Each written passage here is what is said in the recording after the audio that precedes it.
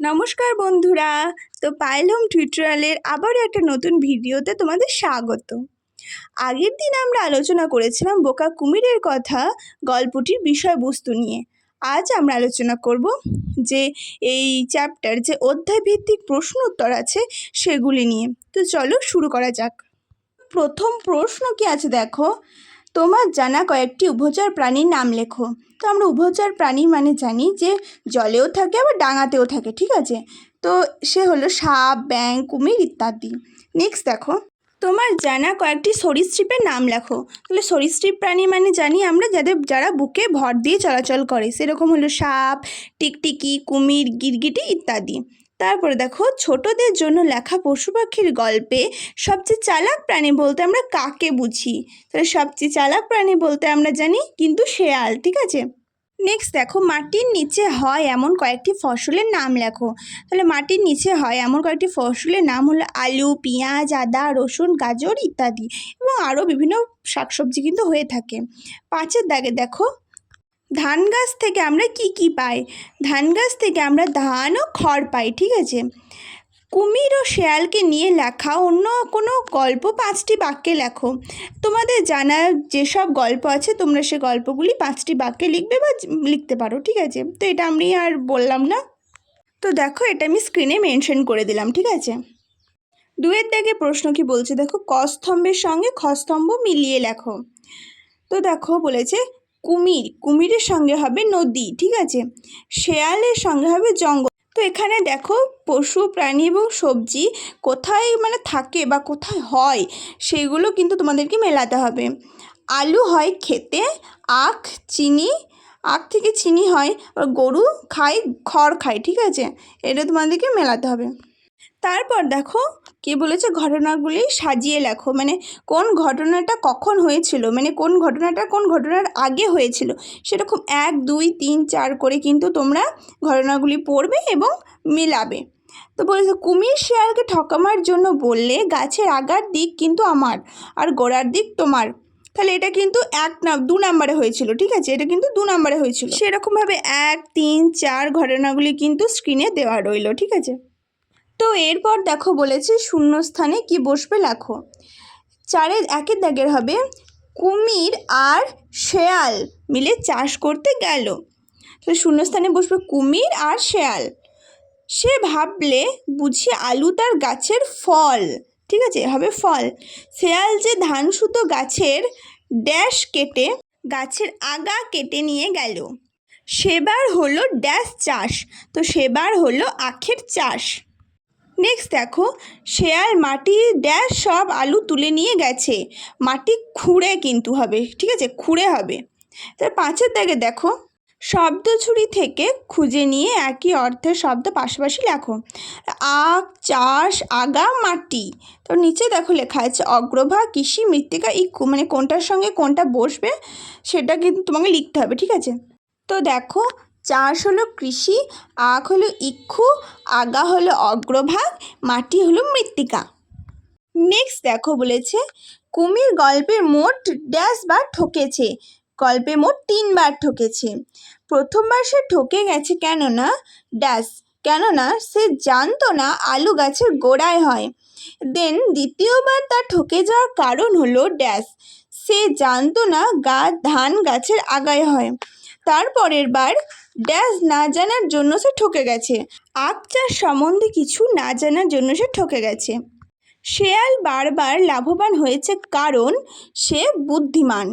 7 দাগে দেখো, নিচে দাগ দেওয়া শব্দগুলি কোনটি কী জাতীয় শব্দ তোমাকে লিখতে হবে, ঠিক আছে। তো কুমির আর শেয়াল মিলে চাষ করতে গেল। তাহলে চাষের তলায় দাগ আছে, তাহলে চাষটা কি? চাষটা হলো বিশেষ্য পদ, ঠিক আছে। তারপর দেখো, সে ভাবলে বুঝি আলু তার গাছের ফল। তাহলে সের তলায় দাগ দেওয়া আছে, সে হলো সর্বনাম পদ। তারপরে 3 দাগে দেখো, আচ্ছা আসছে বার দেখবো। দেখবোটা কি? দেখবোটা হলো ক্রিয়াপদ। তারপর দেখো, ভাবছে মাটি খুঁড়ে সব ধান বের করে নেবে। তাহলে ধান আর নেবে দুটো তলা দাগ আছে, ধানটা হবে বিশেষ্য পদ, নেবেটা হলো ক্রিয়াপদ, ঠিক আছে। তারপর দেখো, এবার আমাকে গোড়ার দিক দিতে হবে। তাহলে আমাকে আর গোড়ার, ঠিক আছে, তাহলে আমাকে হবে সর্বনাম পদ আর গোড়ার হবে বিশেষণ পদ। নেক্সট দেখো, ঠিক বাক্যের পাশে ঠিক চিহ্ন এবং ভুল বাক্যের পাশে ক্রস চিহ্ন দিতে হবে, ঠিক আছে। তো আমি দেখো স্ক্রিনে দিয়ে দিলাম, তোমরা এগুলো দেখে তোমরা একটু পড়ে নিও, আমি আর বললাম না, ঠিক আছে। নেক্সট দেখো, বাক্য রচনা করো। তাহলে আগা, গোড়া, চাষ, আখ আর নোনতা, এই বাক্যটা দিয়ে তোমাদেরকে বাক্য রচনা করতে হবে, ঠিক আছে। তো চলো দেখা যাক। তো ফার্স্ট দেখো আগা, খরার পাট গাছের আগাগুলো শুকিয়ে গেছে। গোড়া, আলু গাছের গোড়ায় হয়। চাষ, আমাদের মাঠে অনেক ধান চাষ হয়। আখ, আখের রস খেতে মিষ্টি হয়। নোনতা, আখের গোড়ার দিকটা নোনতা হয়। আমি এগুলো দিয়ে করেছি এবং তোমরা তোমাদের মন মতনও করতে পারে, ঠিক আছে। নেক্সট দেখো কি বলেছে, বিপরীতার্থক শব্দগুলি লেখো। লাভ, মিষ্টি, নিচে, কাজ, মজা, এগুলোর তোমাদেরকে বিপরীতার্থক শব্দ লিখতে হবে। দেখো লাভ, লাভ হলো ক্ষতি। মিষ্টি, মিষ্টি হলো তেতো। নিচে হলো উপরে। কাজ, অকাজ। মজা, সাজা, ঠিক আছে। তো নেক্সট দেখো, উপেন্দ্র কিশোর রায়চৌধুরী লেখা দুটি বিখ্যাত বইয়ের নাম কি?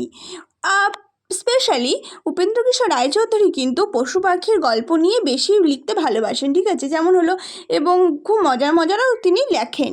গুপি গায়েন, বাঘা বাইন, তারপরে টুনটুনির বই ইত্যাদি। নেক্সট দেখো, তিনি ছোটদের জন্য কোন পত্রিকা বের করতেন?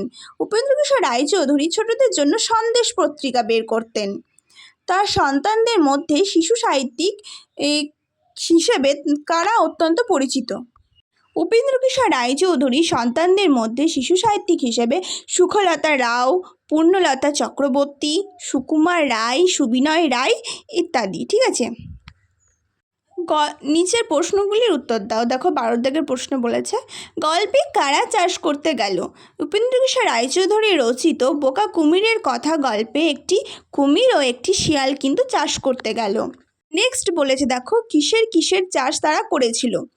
তাহলে উপেন্দ্র কিশোর রায়চৌধুরী রচিত বোকা কুমিরের কথা গল্পে কুমির ও শিয়াল আলু, ধান ও আখের চাষ করেছিল।